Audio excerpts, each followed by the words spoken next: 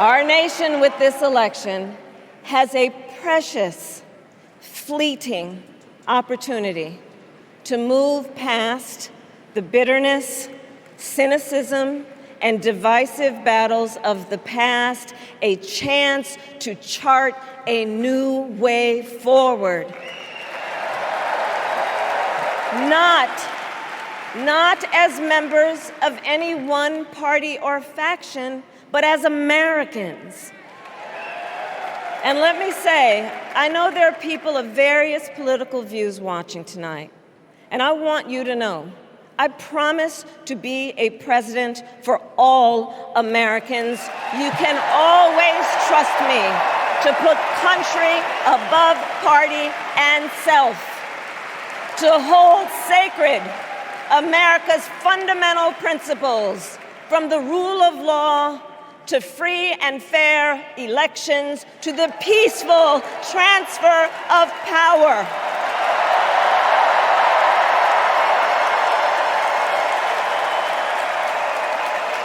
I will be a president who unites us around our highest aspirations, a president who leads and listens, who is realistic, practical, and has common sense, and always fights for the American people.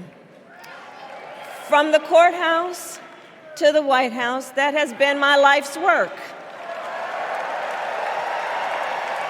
As a young courtroom prosecutor in Oakland, California, I stood up for women and children against predators who abuse them. As Attorney General of California, I took on the big banks, delivered $20 billion for middle-class families who faced foreclosure, and helped pass a homeowner Bill of Rights, one of the first of its kind in the nation.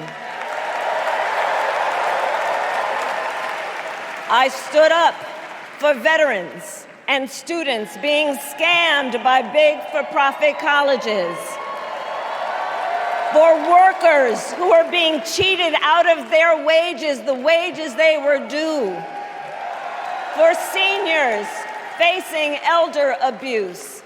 I fought against the cartels who traffic in guns and drugs and human beings, who threaten the security of our border and the safety of our communities. And I will tell you, these fights were not easy, and neither were the elections that put me in those offices. We were underestimated at practically every turn, but we never gave up, because the future is always worth fighting for. And that's the fight we are in right now, a fight for America's future.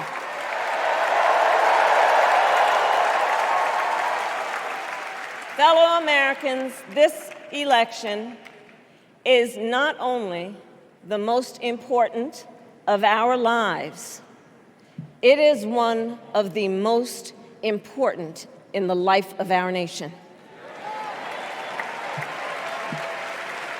In many ways, Donald Trump is an unserious man.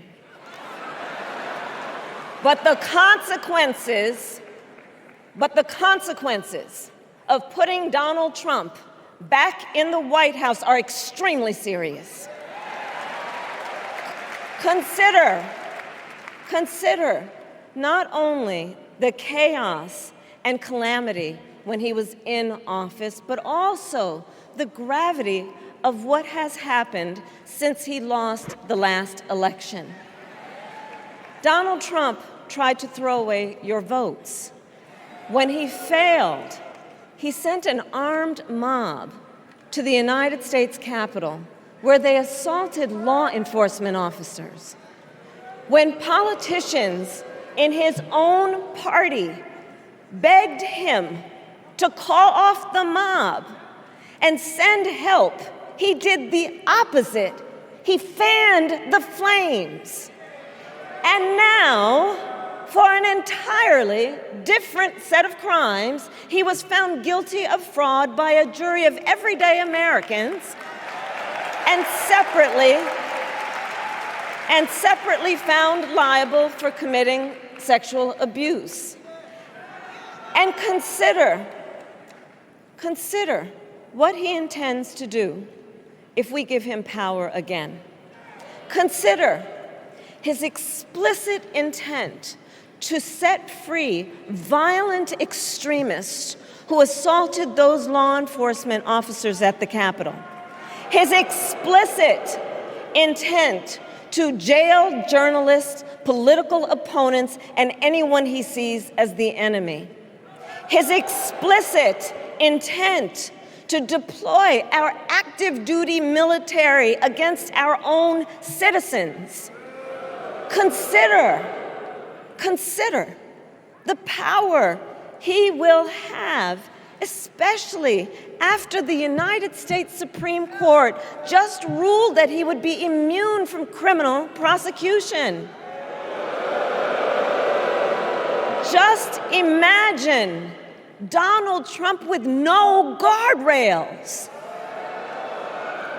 and how he would use the immense powers of the presidency of the United States, not to improve your life, not to strengthen our national security, but to serve the only client he has ever had, himself.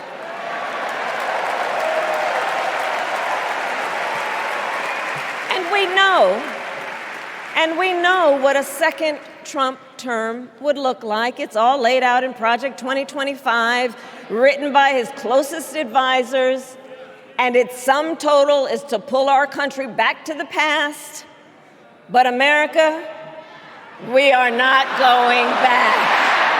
We are not going back. We are not going back.